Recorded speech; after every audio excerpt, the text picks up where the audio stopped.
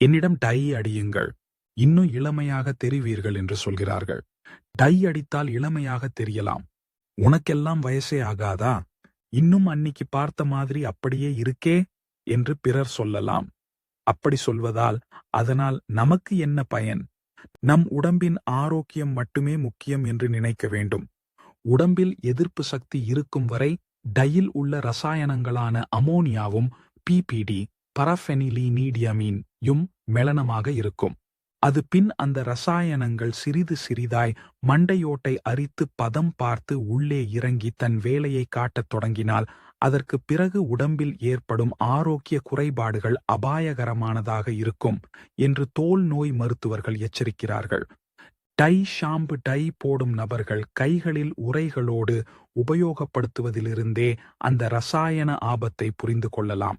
நரைப்பது, முகச் சுருக்கம் எல்லாமே இயற்கை நமக்கு போடும் கட்டாய மேக்கப். அதிலிருந்து யாரும் தப்பிக்க முடியாது. ஏற்றுக்கொண்டேயாக வேண்டும்.